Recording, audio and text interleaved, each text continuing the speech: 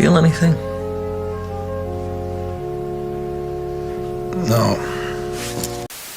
ഏതാണ്ട് അതേ അവസ്ഥയായിരുന്നു എനിക്കും വലിയൊരു ശതമാനം ആളുകൾക്കും ഒഡീസിയുടെ ട്രെയിലർ കണ്ട ശേഷം അനുഭവപ്പെട്ടത്. Christopher Nolan is one of my favourite directors. അതിലൊരു മാറ്റവും ഇല്ല. കാരണം പുള്ളിയുടെ സിനിമകളും പുള്ളിയുടെ ചോയ്സസും പുള്ളിയുടെ ആ ഒരു കൺവിക്ഷനും എനിക്ക് ഭയങ്കര ഇഷ്ടമാണ്. അതുകൊണ്ട് തന്നെ എനിക്ക് കുറച്ച് കാര്യങ്ങൾ പറഞ്ഞാൽ കൊള്ളാമെന്നുണ്ട്, എനിക്കത് പറഞ്ഞേ പറ്റത്തുള്ളൂ. ക്രിസ്റ്റഫർ നോളൻ ഒഡീസി അനൗൺസ് ചെയ്ത അന്ന് തൊട്ട് ഇന്ന് വരെയും അതൊരു ടോക്ക് ഓഫ് ദി ടൗൺ ആണ്. എല്ലാവർക്കും ഒരു വിധത്തിൽ അല്ലെങ്കിൽ മറ്റൊരു വിധത്തിൽ ഈ ഒരു ചിത്രത്തിനെ പറ്റിയാണ് സംസാരിക്കാനുള്ളത്. ഓരോ പുതിയ കാസ്റ്റിങ്ങിന്റെ കാര്യം അറിയുന്ന സമയത്തോ അല്ലെങ്കിൽ ഫുൾ സിനിമയും IMAX ക്യാമറയിൽ എടുക്കുന്നു, അതിനുവേണ്ടി പുതിയൊരു IMAX ക്യാമറ ഇവർ ഉണ്ടാക്കുന്നു, പടം റിലീസ് ആവുന്നതിന് ഒരു വർഷം മുമ്പേ ടിക്കറ്റ് സെല് ചെയ്യുന്നു, അതും ഹൗസ്ഫുള്ളായി പോയിട്ട് ടിക്കറ്റ് കിട്ടാനില്ലാത്ത അവസ്ഥയാവുന്നു. പല സിനിമകളും ഈ ഒരു സിനിമയുടെ ഒപ്പം വരാതിരിക്കാൻ വേണ്ടി അവരവരുടെ റിലീസുകൾ മാറ്റിവെക്കുന്നു, മറ്റേതാക്കി മറിച്ചതാക്കി എന്നൊക്കെ പറഞ്ഞ് ഭയങ്കരമായിട്ട് ഓരോരോ സംസാരങ്ങൾ ഓരോ മാസങ്ങളിലും ഓരോ വീക്സിലും വന്നുകൊണ്ടിരിക്കുകയാണ് ഈ നാൾ വരെ. എന്നാൽ ഒരാഴ്ചയ്ക്ക് മുമ്പ് ഇതിന്റെ ട്രെയിലർ റിലീസ് ആയ ശേഷം ആ ഒരു സംസാരങ്ങളെല്ലാം ഒരു നെഗറ്റീവ് സൈഡിലോട്ട് പോകാൻ തുടങ്ങി. ഒരുപാട് പേര് നോളന്റെ ആ ഒരു ചോയ്സസിനെ ക്വസ്റ്റ്യൻ ചെയ്യുന്നു. അത് സർട്ടൻ ക്യാരക്ടേഴ്സിന്റെ കാസ്റ്റിംഗ് ആണെങ്കിലും, മ്യൂസിക്കിൽ ഓർക്കസ്ട്ര പാടില്ല എന്ന് പറയുന്ന തീരുമാനമാണെങ്കിലും, ഡയലോഗ് റൈറ്റിംഗിൽ പ്രധാനമായിട്ടും ചില വേർഡിങ്സ് ഒക്കെ എന്തിനു വേണ്ടി ഉപയോഗിക്കുന്നു എന്ന് പറയുന്ന പല വാലിഡ് ചോദ്യങ്ങളും ഈ ഒരു ആളുകൾ ചോദിക്കുന്നുണ്ട്. ഐ റിപ്പീറ്റ്,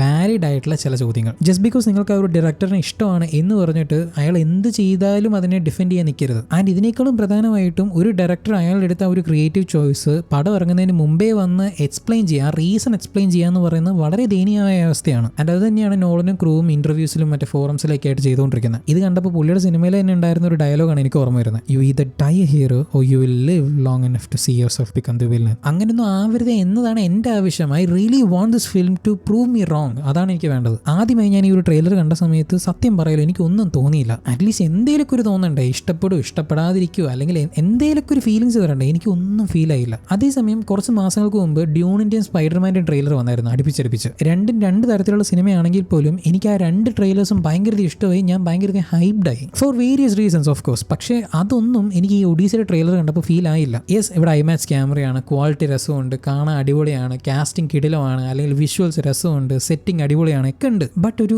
വെയിറ്റേജ് ഇല്ലാത്ത പോലെ ഒരു കൈൻഡ് ഓഫ് ഫ്ലാറ്റ് ഫീലിംഗ്. വാനോടുള്ള എക്സ്പെക്ടേഷൻ ഇതിന് കാരണമാകുമോ എന്ന് ചോദിക്കുകയാണെങ്കിൽ ഉണ്ടാവാം, കാരണം നിഷേധിക്കാൻ പറ്റത്തില്ല. ആദ്യത്തെ ടീസർ ഒരു ഇച്ചിരി കൂടെ ഡാർക്ക് ആണെങ്കിൽ ഇത് വളരെ ഡള്ളായിട്ടുള്ളൊരു സാധനം. അതിനൊന്നുകൂടെ കിടപിടിക്കുന്ന രീതിയിലുള്ള ഒരു ഡള്ളായിട്ടുള്ള കോസ്റ്റ്യൂംസും എല്ലാവർക്കും. പിന്നെ ആർമേഴ്സ്, അതിലേക്ക് ഞാൻ വരാം, അത് ഞാൻ കുറച്ച് കഴിഞ്ഞിട്ട് വരാം. അതിന് മുമ്പ് എനിക്ക് പ്രധാനമായിട്ടും പറയേണ്ടത് ഡയലോഗാണ്. ഒഡീസി എന്ന് പറയുന്ന ഈ ഹോമറിന്റെ ഈ ഒരു പോം എന്ന് പറയുന്നത് ഇത് ഫിക്ഷനാണ്. It's completely out and out ഫിക്ഷനാണ്, സമ്മതിക്കുന്നു. കുറേ പേര് ഇതിന് ഹിസ്റ്ററി ആയിട്ട് പറയുന്നുണ്ട്, അല്ലെങ്കിൽ ഇത് ശരിക്കും നടന്നതാണ്, ഇത് ഞങ്ങളുടെ ഹിസ്റ്ററിയാണ് എന്നൊക്കെ പറഞ്ഞു. അതെങ്ങനെയാണെന്ന് വെച്ച് കഴിഞ്ഞാൽ നമ്മുടെ നാട്ടിൽ രാമായണം നമ്മുടെ പാസ്റ്റാണ്, ഹിസ്റ്ററിയാണ് എന്ന് പറഞ്ഞു നടക്കുന്ന ഏതാണ്ട് അതേ ടീംസിനെ പോലെയാണ്. കമ്പ്യൂട്ടർ കോ കോൺ ചലാ രഹാ ഹൈ, മേരെ രാം ചലാ രഹാ.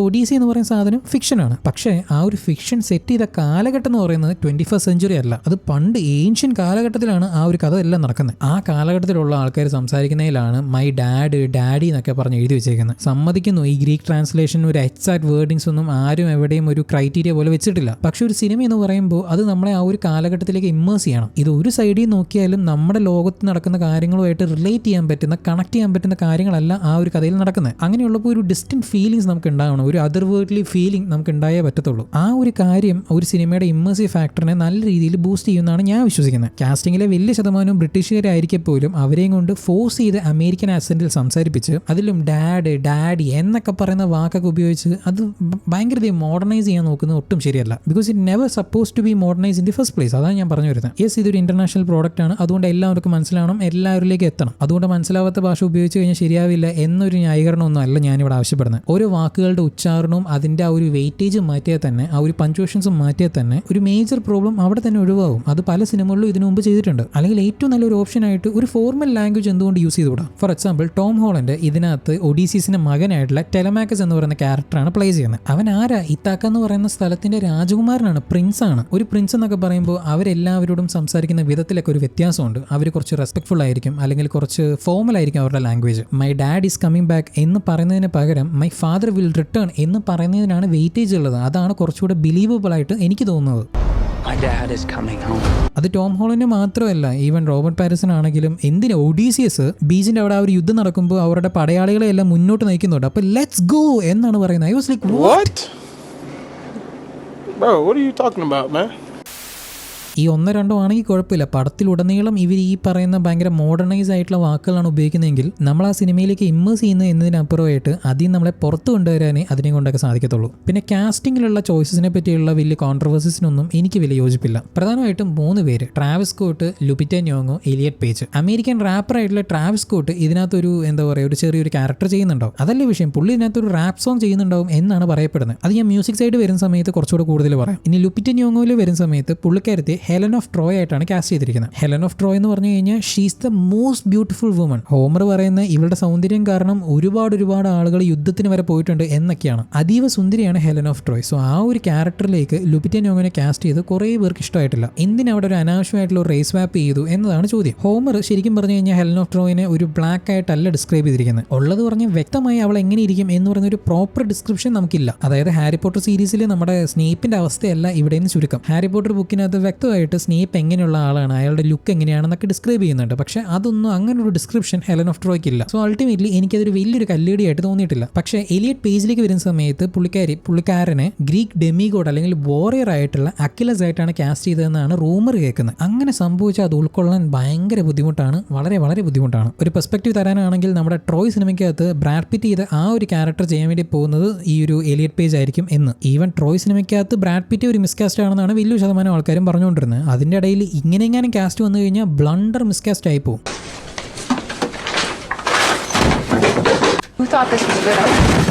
ഒരു ഗ്രീക്ക് വോറിയർ ആയിട്ട് അല്ലെങ്കിൽ ഒരു ഡെമിഗോഡൊക്കെ ആയിട്ട് നമുക്ക് ഒരിക്കലും ഈ ഒരു എലിയറ്റ് പേജിനെ സങ്കല്പിക്കാൻ പറ്റത്തില്ല. ഉറപ്പില്ല ഏതാ ക്യാരക്ടർ ചെയ്യാൻ പോകുന്നതൊന്നും ഉറപ്പിച്ച് പറഞ്ഞിട്ടില്ല. ട്രെയിലറിലാണെങ്കിലും ഒരൊറ്റ ഷോട്ടേ ഉള്ളൂ. അതിന് ഏത് ക്യാരക്ടറാണെന്ന് നമുക്ക് ഡിറൈവ് ചെയ്യാനും പറ്റത്തില്ല. കണ്ടു തന്നെ അറിയണം എന്താണ് എങ്ങനെയാണെന്ന് പറയുന്ന കാര്യമെല്ലാം. ഇനി കാസ്റ്റിംഗ് കോൺട്രവേഴ്സിലോട്ട് വരുന്ന സമയത്ത് അൾട്ടിമേറ്റ്ലി എന്നെ സംബന്ധിച്ച് അതൊരു പെർഫോമൻസ് മെട്രിക്സിൽ ഒതുങ്ങി പോകുന്നൊരു കാര്യമാണ്. ആ ഒരു ആക്ടറെ കൊണ്ട് ആ ഒരു ക്യാരക്ടർ ചെയ്യാൻ, ആ ഒരു ക്യാരക്ടറിനെ പുൾ ഓഫ് ചെയ്യാൻ പറ്റിയില്ലെങ്കിലാണ് അതൊരു മിസ്കാസ്റ്റ് ആവുന്നത് എന്നെ സംബന്ധിച്ച്. പിന്നെ ഒഡീസിയിലെ കാസ്റ്റിന്റെ അളവ് ഞാൻ പറയണ്ടല്ലോ, ഫുൾ എ ലിസ്റ്റേഴ്സ് മാത്രമേ ഉള്ളൂ, ചെറുകിടമായിട്ടുള്ള ആരുമില്ല. സോ പണി അറിയാവുന്നവരാണ് ഭൂരിഭാഗം പേരും. പക്ഷെ അവരെ കൊണ്ട് പുൾ ഓഫ് ചെയ്യാൻ പറ്റുമോ എന്നതാണ് മറ്റൊരു ചോദ്യം. പിന്നെ അടുത്തായിട്ട് നോളൻ എടുത്ത മറ്റൊരു ബോൾഡ് ചോയ്സ് എന്താണെന്ന് വെച്ച് കഴിഞ്ഞാൽ ഇതിന്റെ മ്യൂസിക്കിൽ ഓർക്കസ്ട്ര പരിപാടികൾ പാടില്ല എന്നൊരു തീരുമാനം. അതിനൊരു ന്യായീകരണം തോന്നുന്നു. അതായത് ആ കാലഘട്ടത്ത് ഓർക്കസ്ട്ര എന്ന് പറയുന്ന പരിപാടിയൊന്നും ഉണ്ടായിരുന്നില്ല. സോ നമുക്ക് അതില്ലാതെ ഒരു മ്യൂസിക് ഉണ്ടാക്കാം. അങ്ങനെ ചെയ്യുവാണെങ്കിൽ കുറച്ചും കൂടെ നമുക്ക് ഒത്തന്റിക് ആവാൻ പറ്റും എന്നാണ് നോളൻ പറയുന്നത്. ഉള്ളത് പറഞ്ഞാൽ ആ ഒരു ചോയ്സ് ഉണ്ടല്ലോ എനിക്ക് ഭയങ്കരധികം ഹിപ്പോക്രറ്റിക്കലായിട്ടാണ് ഫീൽ ചെയ്തത്. അതിന് കാരണമുണ്ട്. കാരണം ട്രെയിലറിൽ നിങ്ങൾക്ക് കാണാൻ പറ്റും അവർ ഉപയോഗിച്ചിരിക്കുന്ന ആർമേഴ്സ് ഒക്കെ എന്ന് പറയുന്നത് സ്റ്റീൽ ആർമേഴ്സ് ആണ്. അറ്റ്ലീസ്റ്റ് കാഴ്ചയിൽ അങ്ങനെയാണ് ഫീൽ ആവുന്നത്. ഈ ഒരു കഥയൊക്കെ നടക്കുന്നത് അങ്ങ് ബ്രോൺസ് ഏജിലാണ്. അന്ന് സ്റ്റീലും അയണൊന്നും ഇല്ല, അതൊക്കെ അയണേജിൽ വന്ന കാര്യങ്ങളാണ്. അങ്ങനെയാണെങ്കിൽ ഒത്തന്റിക് ആയിട്ടുള്ള ഒരു മറ്റേ ആർമേഴ്സ് അല്ലേ നിങ്ങൾ യൂസ് ചെയ്യേണ്ടത്. അതിട്ട് കഴിഞ്ഞാൽ ഭയങ്കര കോമഡി ആയിട്ടുണ്ടാവും. ശരി, അതൊരു വിഷ്വൽ ലിബർട്ടിക്ക് വേണ്ടി ചെയ്തതാണെന്ന് പറഞ്ഞാലും വിഷ്വലി കാണാനും അത് വലിയ ഗുമ്മൊന്നുമില്ല. അതിന് ഈ ലൈറ്റിങ്ങിൻ്റെ ആണോ ഞാൻ മൊബൈലിൽ കണ്ടോണ്ടാണോ ഒന്നും തോന്നുന്നില്ല. എനിക്കതൊരു ഭയങ്കര പ്ലാസ്റ്റിക് ഒരു ഗുമ്മില്ലാത്തൊരു ആർമർ പോലെയാണ് ഫീൽ ചെയ്തത് എല്ലാവരുടെയും. ഇതൊക്കെ പിള്ളേർ പറയുന്ന പോലെ സ്ട്രെയിറ്റ് ഔട്ട് ഓഫ് ബാറ്റ്മാൻ ആണ്, അല്ലാതെ എന്ത്. ഇതൊക്കെ പാടാം പക്ഷെ ഓർക്കസ്ട്ര പാടില്ല എന്നൊക്കെ പറയുന്നത് ലേശം ഓവറാണ്. അറ്റ് ദ സെയിം ടൈം ഈ ഡിസിഷൻ ആ ഒരു പടത്തിന്റെ മ്യൂസിക് ഡയറക്ടർ ആയിട്ടുള്ള ലുഡ്വിഗ് ഗൊറാസൻ എടുത്തിരുന്നെങ്കിൽ ഞാൻ ഇത് ഒന്നുകൂടെ അപ്രീഷിയേറ്റ് ചെയ്തേനെ. പക്ഷെ അതല്ല ഇവിടെ സംഭവിച്ചത്. ഇതിനെല്ലാം തന്നെ ഈ ഫാക്ടേഴ്സിനെ എല്ലാം അവരൊരു മാർക്കറ്റിംഗ് ടൂൾ ആയിട്ട് യൂസ് ചെയ്തു. അങ്ങനെ ചെയ്യുന്നത് മോശമാണ് എന്നല്ല, പക്ഷെ ആ ഒരു പ്രവണത എനിക്ക് യോജിക്കാൻ പറ്റുന്നില്ല, അത്രേ ഉള്ളൂ. പിന്നെ നമ്മുടെ ട്രാവിസ് സ്കോട്ടിന്റെ ആ ഒരു റാപ്പ്, ഓർക്കസ്ട്ര ഇല്ലാത്ത കാലത്ത് ഈ റാപ്പ് ഉണ്ടാവുമോ എന്ന് പറയുന്നത് വലിയൊരു ചോദ്യം. അത് വിട്. നോളൻ അതിനൊരു റീസണും പറഞ്ഞായിരുന്നു. അതായത് ഞാൻ അയാളെ കാസ്റ്റ് ചെയ്യുന്നതിന്റെ പ്രധാന ഐഡിയ എന്ന് പറയുന്നത് ഇത് മൊത്തം നമുക്ക് വന്നിരിക്കുന്ന ഒരു ഓറൽ പോയട്രി ആയിട്ടാണല്ലോ. റാപ്പ് എന്ന് പറയുന്നതും ഒന്ന് ആലോചിച്ച് നോക്കുകയാണെങ്കിൽ ഒരു എന്താ പറയുക ഒരു ഓറൽ പോയട്രി തന്നെ അല്ലേ എന്നാണ് പുള്ളി പറയുന്നത്. അത് ഭയങ്കര